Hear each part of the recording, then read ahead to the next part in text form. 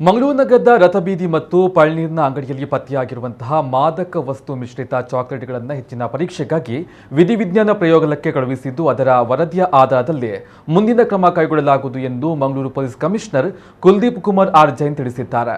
ಸುದ್ದಿಗೋಷ್ಠಿಯಲ್ಲಿ ಮಾತನಾಡಿದ ಅವರು, ಸಾರ್ವಜನಿಕರ ದೂರಿನ ಮೇರೆಗೆ ಮತ್ತು ಖಚಿತ ಮಾಹಿತಿಯ ಹಿನ್ನೆಲೆಯಲ್ಲಿ 2 ಅಂಗಡಿಗಳ ಮೇಲೆ ದಾಳಿ ನಡೆಸಿ 108 ಕಿಲೋಗ್ರಾಂ ತೂಕದ ಮಾದಕ ವಸ್ತು ಮಿಶ್ರಿತ ಚಾಕ್ಲೇಟ್ಗಳನ್ನು ಪೊಲೀಸರು ವಶಪಡಿಸಿಕೊಂಡಿದ್ದಾರೆ. ಈ ಚಾಕ್ಲೇಟುಗಳಲ್ಲಿ ಮಾದಕ ಪದಾರ್ಥ ಇರುವುದು ಮೇಲ್ನೋಟಕ್ಕೆ ಕಂಡು ಬಂದಿದೆ. ಆದರೆ ಅದರಲ್ಲಿ ಮಾದಕ ಪದಾರ್ಥ ಇಷ್ಟು ಪ್ರಮಾಣದಲ್ಲಿ ಇದೆ ಮತ್ತು ಅದನ್ನು ಸೇವಿಸಿದರೆ ದೇಹದ ಮೇಲೆ ಉಂಟಾಗುವ ಪರಿಣಾಮಗಳು ಏನು ಎಂಬುದನ್ನು ತಿಳಿಯಲು FSL ಪರೀಕ್ಷೆಗಾಗಿ ಕಳುಹಿಸಲಾಗಿದೆ. ಉತ್ತರ ಪ್ರದೇಶದಲ್ಲಿ ಅನುಮತಿಸಿರುವಂತಹ ಬಾಂಗ್ ಎಂಬ ಪದಾರ್ಥವನ್ನ ಚಾಕ್ಲೇಟ್ನಲ್ಲಿ ಬೆರಕೆ ಮಾಡಲಾಗಿದೆ ಎಂಬುದಾಗಿ ಅಂಗಡಿಯವರು ಹೇಳ್ತಾರೆ.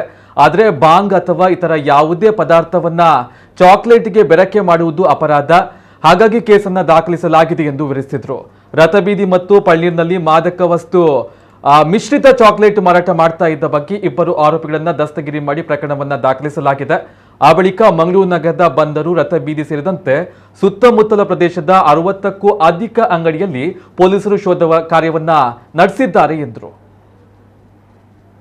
ಡ್ರಗ್ಸ್ ವಿಚಾರವಾಗಿ ಒಂದು ಕ್ರೆಡಿಬಲ್ ಇನ್ಫಾರ್ಮೇಷನ್ ಮೇಲೆ 2 ಕಡೆ ದಾಳಿ ನಡೆಸಿದ್ದೀವಿ. ದಾಳಿ ನಡೆಸುವಾಗ ಈ ಚಾಕ್ಲೇಟ್ಗಳಲ್ಲಿ ಮಾದಕ ದ್ರವ್ಯ ಇದೆಯನ್ನ ನಮಗೆ ಮಾಹಿತಿ ಇತ್ತು. ಸೊ ಈ ಮಾಹಿತಿ ಮೇಲೆ ದಾಳಿ ನಡೆಸಿ ನಾವು ಸುಮಾರು 108 kg ವಶಕ್ಕೆ ಪಡ್ಕೊಂಡಿದ್ದೀವಿ. ಈ ವಶಕ್ಕೆ ಪಡೆದಾದ ಮೇಲೆ ಮೇಲ್ನೋಟಲ್ಲಿ ವಿಚಾರಣೆ ಮಾಡುವಾಗ ಇದು ಬಾಂಗ್ ಅಥವಾ ಈ ಥರದ ಪರ್ಮಿಸಿಬಲ್ ಇದೆಯನ್ನ ಈ ಥರದ ಮಾರಾಟ ಮಾಡೋರು ಹೇಳಿದರು.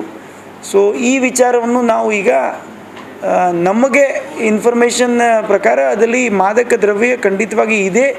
ಸೊ ನಾವು ಇದಕ್ಕೆ ಒಂದು ಕೇಸ್ ತಗೊಂಡು ಈಗ ನಮ್ಮ ಮಂಗಳೂರು RFSLಕ್ಕೆ ನಾವು ಈಗಾಗಲೇ ಇದ್ರ ಬಗ್ಗೆ ವರದಿ ಕೊಡೋಕ್ಕೆ ಬರೆದಿದ್ದೀವಿ. ಈ ವರದಿ ಮೇಲೆ ನಮಗೆ ಕ್ಲಿಯರ್ ಕಟ್ ಮಾಹಿತಿ ಸಿಗ್ತದಕ್ಕೆ ಇದರಲ್ಲಿ ಎಷ್ಟು ಮಟ್ಟದಾಗ ಮಾದಕ ಪದಾರ್ಥಗಳು ಇದೆ ಮತ್ತು ಇದರಿಂದ ಏನು ಸಮಸ್ಯೆಗಳು ಉಂಟಾಗ್ತದೆ ಅದ್ರ ಬಗ್ಗೆ ಕ್ಲಿಯರ್ ಕಟ್ ಮಾಹಿತಿ ನಮಗೆ ಸಿಗುತ್ತದೆ.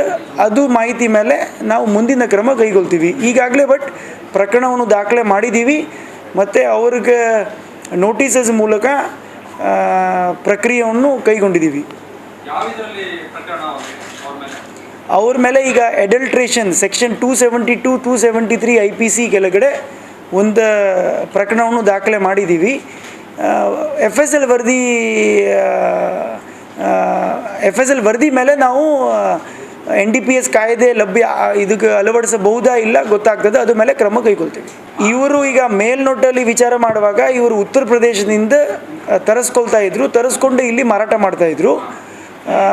ಬಾಂಗ್ ಬಗ್ಗೆ ಹೇಳಬೇಕುನ ಸುಮಾರು ಜಜ್ಮೆಂಟ್ಸ್ ಇದೆ, ಅದು ಪರ್ಮಿಸಿಬಲ್ ಕ್ವಾಂಟಿಟಿ ಕೆಳಗಡೆ ಬರ್ತದ ಅಲ್ವಾ ಆ ಥರದ್ದು. ಅದಕ್ಕೆ ನಾವು ನಮ್ಮ ಏನು ಎಕ್ಸ್ಪರ್ಟ್ಸ್ ಇದ್ದಾರೆ FSLಯಿಂದ ಅವ್ರ FSL ಮೂಲಕ ಅವ್ರ ವರದಿ ಮೇಲೆ we will decide the further course of action.